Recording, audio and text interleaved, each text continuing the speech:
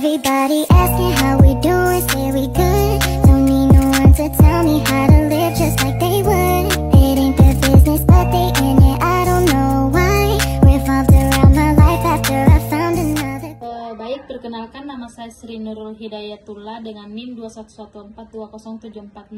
Nah, di sini saya akan menjelaskan mengenai apa itu fermentasi spontan dan bagaimana prosesnya. Langsung saja, fermentasi spontan adalah proses fermentasi yang terjadi secara alami tanpa penambahan ragi atau kadar mikroba yang disengaja.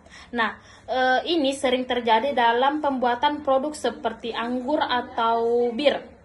Nah, produk seperti anggur atau bir ini, di mana dia mikroorganismenya dari lingkungan sekitar seperti ragi atau bakteri. Nah, secara alami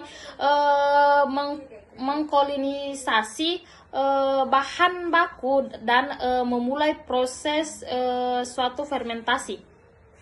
Nah, baik, selanjutnya kita masuk pada proses fermentasi spontan. Nah, di mana pada proses fermentasi spontan dimulai ketika mikroorganisme alami seperti ragi dan bakteri yang ada di lingkungan sekitar mengkolonisasi bahan baku. Misalnya dalam pembuatan anggur, ragi liar yang terdapat pada kulit buah secara alami membuat fermentasi pada jus anggur. Nah, selama proses fermentasi, mikroorganisme tersebut memakan gula yang ada di dalam bahan baku dan menghasilkan senyawa seperti alkohol, asam laktat, atau asam asetat. Kemudian dari ketiga ini yang memberikan rasa dan aroma khas pada produk akhir. Nah, proses ini bisa memakan waktu berhari-hari atau bahkan berminggu-minggu. Kemudian kemudian pada kondisi tergantung lingkungan dan jenis bahan yang digunakan. Baik, Assalamualaikum warahmatullahi wabarakatuh. Di sini saya akan menjelaskan tentang proses fermentasi tidak spontan. Fermentasi tidak spontan ini adalah fermentasi yang terjadi dalam bahan pangan yang dalam pembuatannya ditambahkan mikroorganisme dalam bentuk starter atau ragi, di mana mikroorganisme tersebut akan tumbuh dan berkembang biak secara aktif, merubah bahan yang difermentasi tersebut menjadi produk yang diinginkan. Nah, fermentasi ini mengacu pada proses fermentasi yang terjadi secara tidak alami dan spontan atau memerlukan bantuan atau pengontrolan dan pengaturan manusia yang lebih besar melalui pengaturan dan mempertahankan kondisi yang diperlukan untuk fermentasi berlangsung. Nah, contohnya itu seperti penambahan ragi dalam pembuatan roti atau bir, di mana ragi tersebut bertindak sebagai agen fermentasi yang dimaksud untuk memulai dan mengendalikan proses fermentasi. Nah, itu saja yang dapat saya sampaikan. Bismillahirrahmanirrahim. Assalamualaikum warahmatullahi wabarakatuh.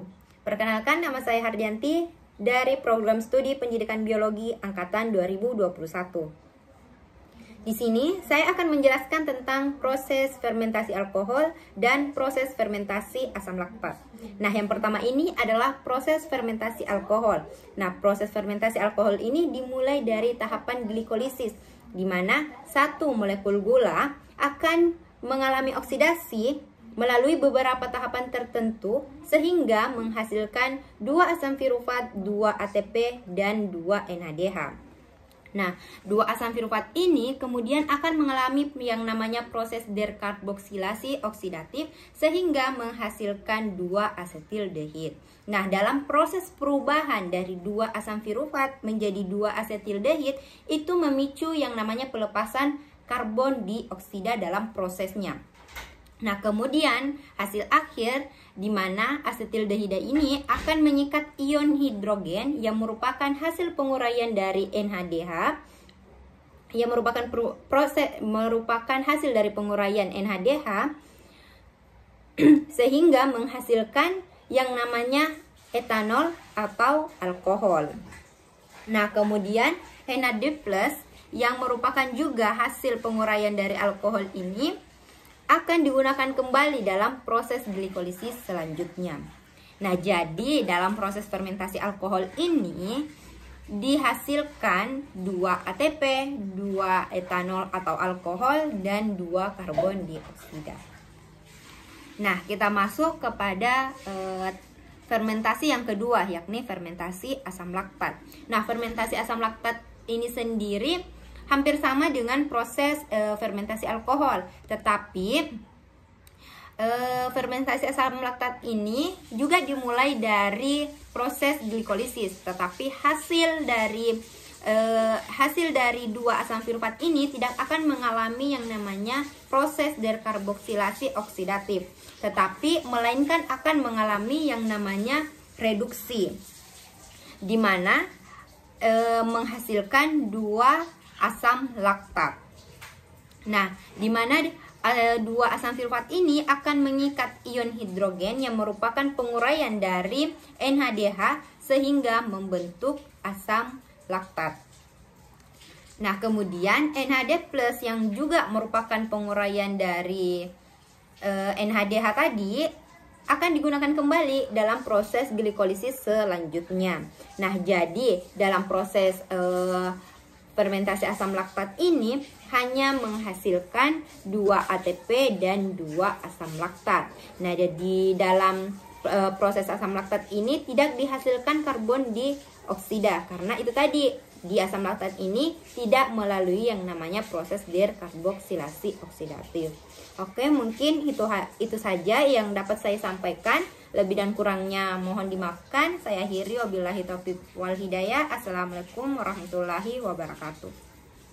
Baik, assalamualaikum warahmatullahi wabarakatuh. Perkenalkan, nama saya Nurjianti. Di sini saya akan membahas tentang medium fermentasi.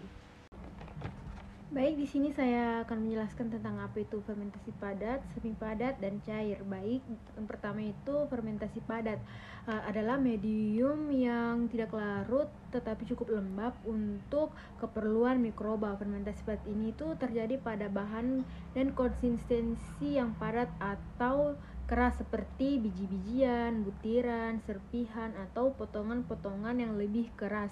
Kandungan air dalam bahan padat ini itu biasanya kurang dari 60%.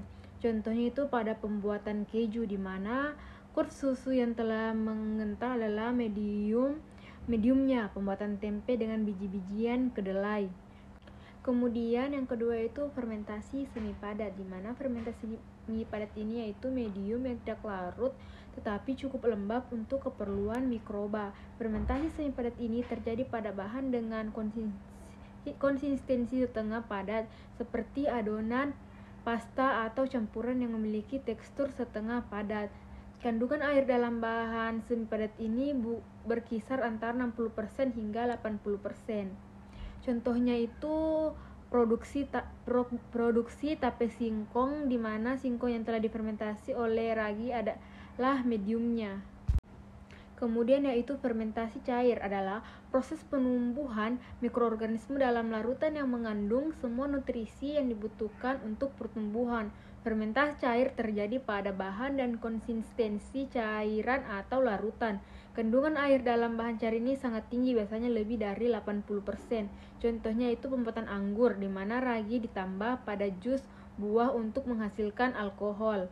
Kemudian adapun perbedaan antara fermentasi padat dan semi padat yaitu pada konsentrasi airnya. Pada konsentrasi airnya, fermentasi padat konsentrasi airnya rendah terjadi pada bahan-bahan dengan konsentrasi air yang rendah. Kemudian kandungan air dalam bahan padat itu biasanya kurang dari 60%. Sementara semi padat itu terjadi pada bahan-bahan dengan konsentrasi air yang lebih tinggi dibandingkan fermentasi padat. Everybody asking how we doing, say we good. Don't need no one to tell me how to live, just